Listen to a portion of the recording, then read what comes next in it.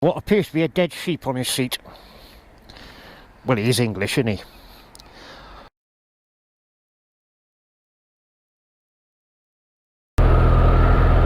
Good morning, folks. How are we all doing? And a happy new year to you all. Today is the 2nd of January. Unfortunately, I was working over New Year, Christmas and New Year. It's the first ride out I've had since before Christmas. It's a bit cold and slippery out, so we'll take it nice and gentle. I will put up the other camera in a wee bit. I want to go get some fuel in that first. Yeah, we are out. First ride of the year, 2023. Normally I do a New Year's Day ride out from Cardiff to Ferdy's Cafe in the Mumbles, down Swansea. Unfortunately, as I say, I was working this year. I worked permanent nights, so I didn't finish work till 9 o'clock New Year's Day morning, the end of a 16-hour shift. So no way was I running a ride out after that. Fortunately, my mate Jonathan Firminger, well done mate, he stepped up, as you may have seen from a few of the videos I put up previously. He stepped up and ran the event for me. From the photos and videos and such like, it all went well. So well pleased for that, and thank you so much Jonathan for stepping up. The only one who did, but well done mate, nice one.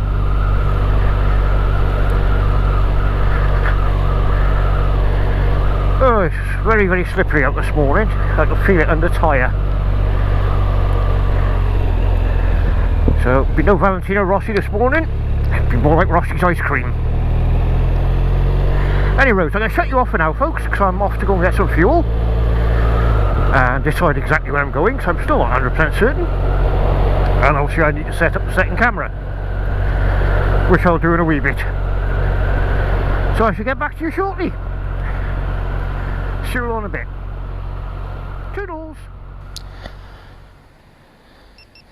Ping ping ping, there we go. Dink. Record on both cameras. Hello, good morning, how are we? Right, I was just about to leave and Mr. Firminger turned up. Well done lad, he's just fueling up now, so once we get sorted we'll be on our way. Looks like he's filming as well. So this could be an interesting day. We shall wait and see what happens. But basically we're going to head towards Gloucester. I haven't decided where we're going or anything yet. I've discussed that with Jonathan now. Oh, it looks like I'm blocking the aisle. Let me move. Let's try that one again. Good morning, we're back. Just sat in Tesco's petrol station waiting for Jonathan Firminger. Running a little bit late, but hey ho, who cares? Right, so far the plan is head to Gloucester. I haven't got a clue where we're going after that, so let's wait and see what happens. Looks like Jonathan's all geared up with cameras everywhere. So we'll see what sort of chaos we cause between us. There he is over there, fueling up on the Tenere, the T7. What appears to be a dead sheep on his seat. Well, he is English, isn't he? Okay, folks, catch you all in a wee bit. Toodles! And we're back! We are currently on the M4, just heading through Newport, in the wonderful area. It's 50-mile-an-hour speed limit and average speed cameras. So, simple answer, whack on the cruise control, set it to 50, away we go. Job be done did. Jonathan's behind me. Quick conversation, we decide we'll head to Chepstow on the M4 just to save time, and the fact that the 48 is probably as greasy as hell. So we'll take the more sensible option away of the M4 up to Chepstow. And funny enough, we're going to stop and get a Greggs. Now ain't that a surprise? As I said a while ago, I reckon my channel should be sponsored by Greggs, the amount of free advertising I give them. I don't think they will somehow. And to be honest, I don't want sponsorship. Then people control what you can say and do. No. There we go. Kind of on a similar vein, check out my mate's channel, Western Supermoto Vlog. Cracking guy, great channel. He recently announced that, God, sun glare, sorry, he recently announced that he's monetarised, or whatever you put, monetarised his channel. Now we all know YouTube doesn't pay a lot, so he's not trying to do it to make a fortune. But what he said he's going to do is any money he earns from YouTube over the next year, he's going to donate to charity. What an absolutely top bloke. Nice one, mate. So do me a favour, pop across to his channel, give him a subscribe. He's just hit 1,000 subscribers, so well done, mate. Have a look at his channel, it's great, like I say, and he's going to be donating any money he makes now to charity for the next year, which I think is absolutely brilliant. He hasn't decided which charity he's going to use yet, but he is going to donate the money to charity, so fair dues. Pop across, have a look, give him a subscribe, all the usual, and me of course. That'd be absolutely brilliant.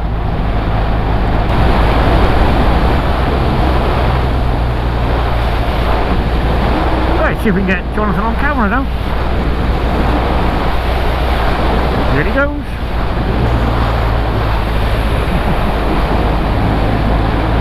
There he is.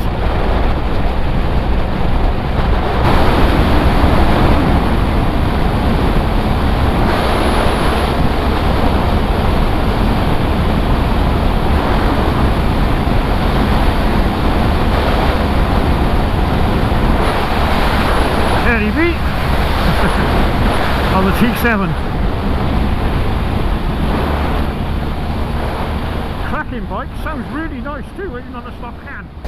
And we're on the road again. Just had a very nice Greg's, surprise surprise,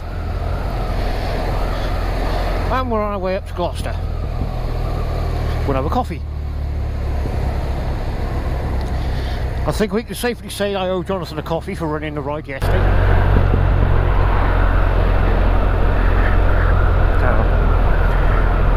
Now, something I wanted to discuss or talk about. The idea come from Saddlebag 73. He did a short video recently about a similar subject. Is the electronics on motorbikes these days, as in all the add-on bits, if you like. You've got ABS, traction control, 6-axis EMI, I don't know what the hell you call it. Cornering ABS. I watched a video recently, and I think it was username Kate, and she was talking about the M Sport BMW, and it had slide control, a system that allows you to slide the back end round in a corner. Okay, very impressive. Now, my thought is, do you really need all this stuff? Is it really necessary? On a road bike, I'd say no. Traction control, ABS, yes, I understand that. And to a degree, wheelie control for the more powerful bikes. But then, do you really need 170, 180 brake horsepower on a road bike? Personally, I don't think you do. Like I say, just my opinions. But I don't think you need all those electronic gizmos on a road bike. On the track, yes. Not on a road bike. The other thing that gets me is some of the settings, like rider modes and suspension, etc. You can spend an hour just setting up the bike.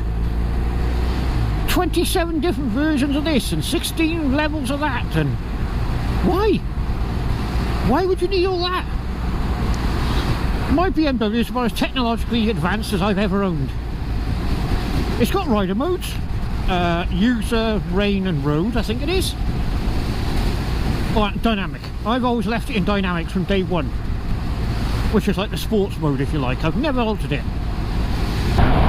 There's traction control is on and off, I believe. Left it on, never bother with it. And I'm lucky to have electronic suspension on this thing.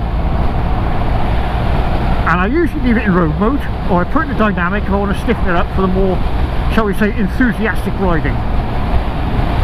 Now I can adjust the suspension to suit pillion, luggage, etc. off the handlebars, switches on the handlebars, these ones down here, all adjustable on there. Which is absolutely brilliant and great, easy to use rather than digging out the spanners. I've also got heated grips, and I'm not a fan of them, I've got to be honest. They warm your hands up a little, and the palm of your hands, but it's the ends of my fingers that get cold the most, and I don't think they do anything for that. I personally think heated gloves would be better. Like I say, it's just my opinion. I honestly believe that bikes are getting too technologically advanced unnecessarily. You've got all these wonderful, amazing modes and gizmos and Christ knows what, which I don't really think you need them all. You know, I think most people, I do, set the bike up one way when you first have it and you barely touch it then. Very rare to alter anything. Oh dear. Well, this looks like it's rolled. You know, it's very rare to actually bother to adjust your suspension or your rider modes or whatever, unless you're like carrying a pillion or something. Jonathan, who's behind me now on the Tenere, the Tenere is very basic. You get ABS and that's about it, which I think is brilliant. Don't really need any extras. Like I say, just my opinion. Everybody's entitled to their opinions. I'm sure others will disagree with me. If you think different, tell me. And why? Why do you think different to me? Why do you think it's necessary to have all these extra gizmos on a road bike? Now, I'm not talking about the safety things like traction control and ABS. They, I think, are a good idea for safety. But do you really need different rider modes? I watched a review on the Africa Twin and there was like sport mode with like 4 or 5 different settings. Why do you need that? I personally can't see the point. You know, if you want modes on there, like say for example rain, road and enduro, if it's an enduro style bike, adventure bike, I suppose fair enough. I've never used rain mode on my BM. I left it in dynamic and just relied on my own common sense. And see, really, I really can't see the point of, unless you are on a track or something. But then I don't see the point now in anything much more than about 120 brake horse on a bike on the road, because I don't really think it's necessary. This BM's 125 brake, 125 Newton meters of torque. It can get you into serious trouble really quick. If you're not careful, you could lose your license in seconds. Why would I want more power than that?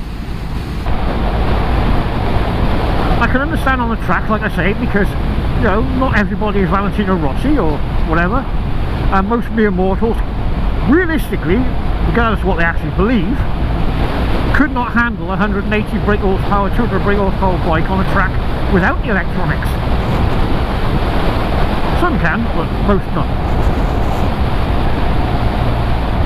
So yeah, give me your opinions. What do you think? Do you think I'm right, wrong? Would you rather have all the electronic gizmos or not? Oh, they're great when they're new. Here he comes.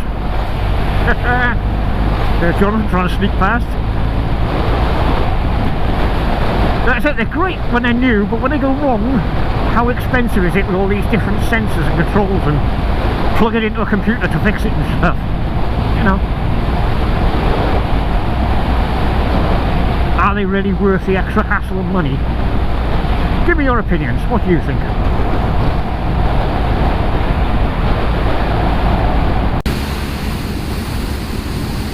Right folks, just in case the batteries die before I get a chance to do this, I'm going to do it now.